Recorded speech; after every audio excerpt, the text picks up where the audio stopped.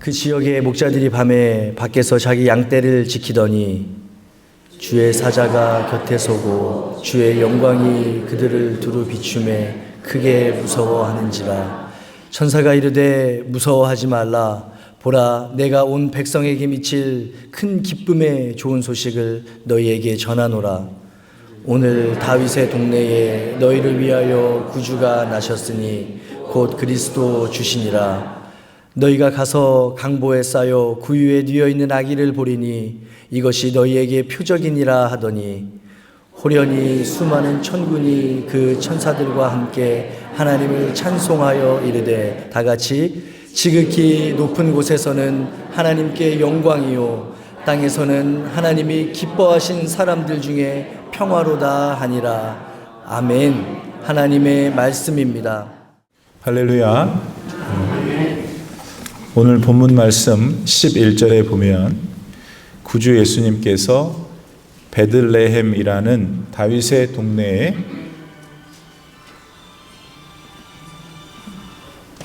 오늘은 너무 기쁜 날이라 사방에서 연락이 오네요. 예수님께서 베들레헴이라고 하는 다윗의 동네에 태어나셨다라고 전해줍니다. 누가 나셨다고요? 예수님이십니다. 근데 예수님은 누구십니까? 예수님은 하나님의 아들이십니다. 그래서 성자 하나님이라고 부르죠. 성자 하나님은 태초부터 성부 하나님과 함께 계셨습니다. 어떻게 계셨습니까? 말씀으로 함께 계셨습니다. 요한복음 1장 1절에 보면은 태초에 말씀이 계시니라. 이 말씀이 하나님과 함께 계셨으니 이 말씀은 곧 하나님이시니라. 그랬으니까 예수님은 하나님이시기도 합니다. 그런데 이 하나님이 되시는 예수님께서 이 땅에 오셨어요. 사람의 몸을 빌려서 우리처럼 이 땅에 태어나셨다는 말이죠. 어떤 공부를 많이 하신 박사님 말씀을 빌리자면 이 세상을 창조하신 하나님께서 본인이 만드신 창조물 가운데 한 존재로 이 땅에 오셨다. 그게 신비예요. 그렇죠? 어떻게 그럴 수 있느냐 이렇게 물을 수도 있지만 어떻게 하나님께서 그렇게 자기가 만드신 창조물 가운데 한 부분이 스스로 될 수 있을까? 참 기가 막히지 않습니까? 근데 왜 우리 예수님은 이 땅에 그런 인간의 모습을 가지고 오셨을까? 빌립보서 2장 6절로 7절 말씀에 이른 대로 예수님은 하나님과 본체신데 왜 그 하나님과 같은 위치를 내려놓고 종의 모습으로 오셨을까? 여러분 그 이유를 잘 아십니까? 예, 그게 뭡니까? 제가 생각할 때 그 중에 하나가 있는데 그거는 우리들 사람의 형편과 처지를 경험하시기 위해서 오셨다라고 오늘 여러분에게 설교하고 싶어요. 뭐라고요? 우리를 구원하시기 위해서 오셨다라는 것 진리고 변함없는 것인데 또 다르게 보면은 예수님이 이 세상에 오신 것은 우리 사람이 경험하고 있는 모든 것을 경험하시고자 오신 게 아닌가 생각됩니다. 동병상련이라는 말이 있잖아요. 같은 병을 앓는 사람끼리는 서로 같은 처지니까 서로를 더 아끼고 위해 준다는 말이죠. 예수님께서 이 세상에 인간이 되셔서 오셨으니까 틀림없이 우리가 겪고 있는 어려움과 고민과 고통을 알고 계셔요.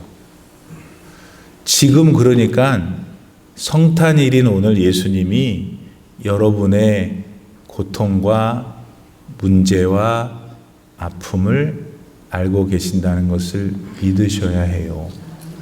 이 휘황찬란하고 뭔가 즐겁고 다 좋은데 더 중요한 것은 여러분 속마음은 지금 아무도 모르잖아요.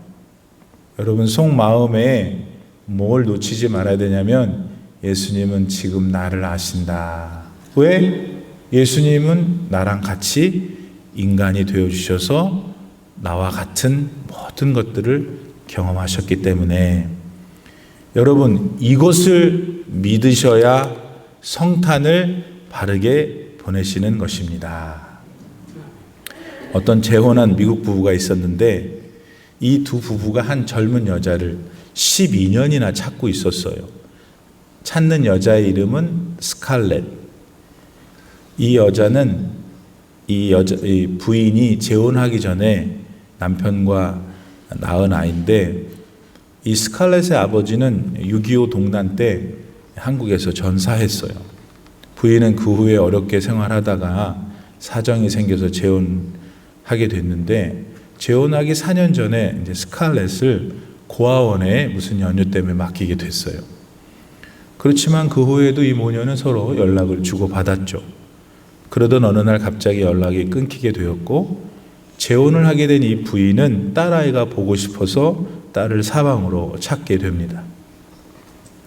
그 부인은 딸을 찾기 위해서 마크라고 하는 형사 사설 탐정을 고용했고 마크는 열심히 찾다가 스칼렛처럼 보이는 여자애가 LA 클럽에 있다는 것을 알게 돼서요. 거길 가봤더니 스칼렛이 맞아요. 그래서 이제 스칼렛한테 자기가 여기 왜 왔는지를 말하니까 막 버럭 소리를 지르면서 난리를 치는 거예요. 그런 중에 마크가 보니까 그 스칼렛이 눈을 못 보는 맹인이었어요. 마크는 그 사실을 알고 이제 부인에게 연락을 하죠. 그래서 어렵게 두 모녀가 상봉하는 자리를 만들게 됩니다.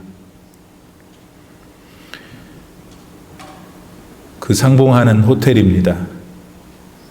잠시 후 문이 열리면서 스칼렛이 들어옵니다. 마크가 부인한테 설명을 하니까 또 스칼렛이 설명을 하니까 스칼렛이 안녕하세요 라고 말합니다.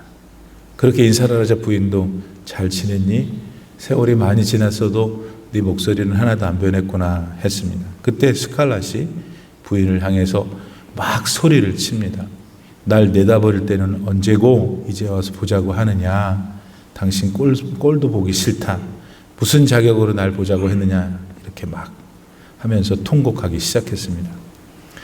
그러자 부인은 자리에서 일어나서 딸에게 천천히 다가갑니다. 그리고는 딸의 어깨를 찾아 손을 올리더니 천천히 더듬어 올라가서 목과 얼굴의 이목구비를 확인한 듯 만졌습니다.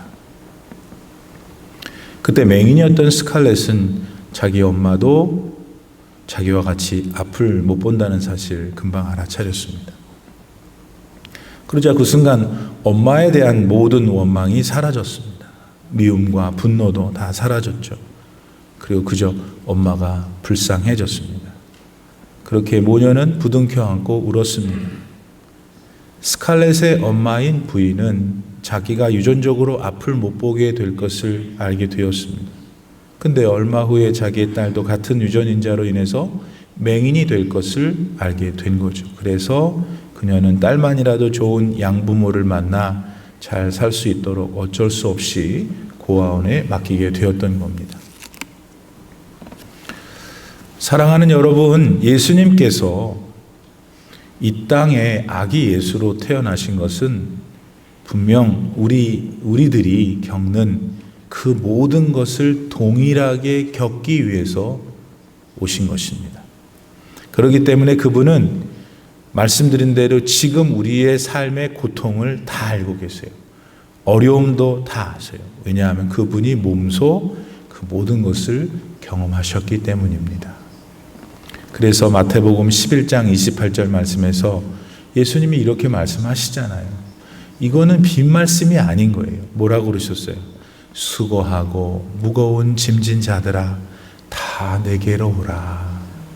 내가 너희를 쉬게 하리라.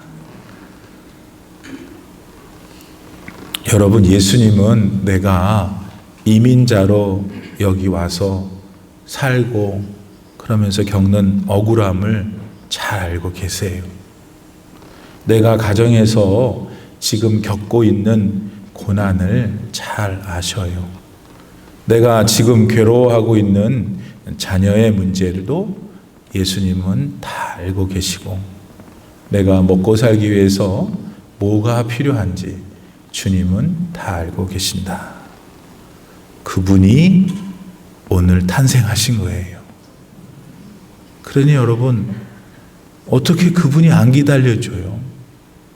어떻게 그분을 존경하고 사랑하지 않을 수 있겠어요? 나보다 나를 더 많이 아시고 또 나에게 가장 좋은 인생을 이끄실 하나님이신데 말입니다. 그래서 여러분, 오늘 성탄 주일이 우리 모두에게 기쁨과 감동이 되는 것입니다. 여러분, 이 기쁨과 감동이 그런데 예수님을 진정 지금까지 말씀드린 분으로 믿을 때만 우리 마음에 감격과 감동이 생기는 거예요. 여러분 모두는 이 예수님을 참 구주로 여러분의 하나님으로 믿으십니까? 다음으로 본문 12절 말씀에 보니까 예수님은 마구간에서 태어나셨다고 하세요. 그것도 모자라서 말이나 소나 양이나 얘네들이 음식을 먹는 구유 위에 누워 계셨다고도 합니다. 근데 조금 냉정하게 생각해 보면은 이게 좀 가당키가 한 일인가? 온 세상, 온 우주 만물, 우주 삼라만상을 창조하신 하나님께서 아니 황실도 아니고 뭐 황실은 둘째치고 뭐 어디 좀 깨끗한 것도 아니고 어떻게 이 동물들의 밥을 놓는 구유냐 말입니다. 정말 우연히 요셉과 마리아가 베들레헴에 가서 호적을 정리할 때에 정말 그 여관에 방이 없어서 이런 일을 당하신 것인지 아니면 좀 애가 금방 나올 것 같은데 웃돈을 좀 줘서 방을 얻으면 좋겠구만. 그때라고 뭐 사람 사는 데인데 그런 게 안 됐겠어요? 그리고 그런 돈도 없어가지고 그런 것도 못했나? 그 정도로 요셉과 마리아가 가난했나? 라는 생각도 들고요. 어쨌든 간에 예수님께서 그렇게 누추한 곳에 마다하지 않고 겸손하게 누우셨다는 점, 이거 우리 마음에 두고 있어야 돼요. 근데 여기서 오늘 한 가지만 더 여러분 생각해 보세요. 그게 뭐냐면은 구유라는 곳이 메인전가? 구유라는 곳이 어떤 곳인가에 대한 생각을 좀 색다르게 하면 좀 생각해 볼 새로운 문제가 있다는 거예요. 구유는 알다시피 말, 양, 소 뭐 이런 것들의 식기잖아요. 자기 음식 먹는 식기. 근데 이 동물들 다 뭡니까? 하나님이 만드신 거잖아요. 근데 동물들은 어떻게 살아갑니까? 하나님이 하라는 대로 살아요, 동물들은. 하나님이 프로그램 한 대로 먹고 행동하고 살잖아요. 그러니까 동물들은 사람들처럼 죄 안 져요. 맞아요? 우리가 죄를 져서 다른 피조물들이 고통당하고 있는 거예요.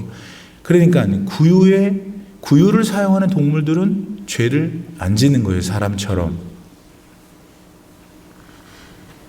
그러니까 예수님께서 태어나 누워 계신 구유는 우리의 보통의 생각은 어떻게 그렇게 더럽고 추잡한데 누우셨을까 할 수 있지만 죄라는 측면에서 구유는 이 세상에서 어쩌면 가장 깨끗한 곳일지도 몰라요. 왜냐하면 사람의 손이 안 탈 테니까.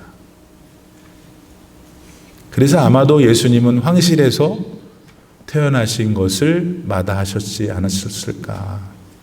대궐도 그렇고. 왜?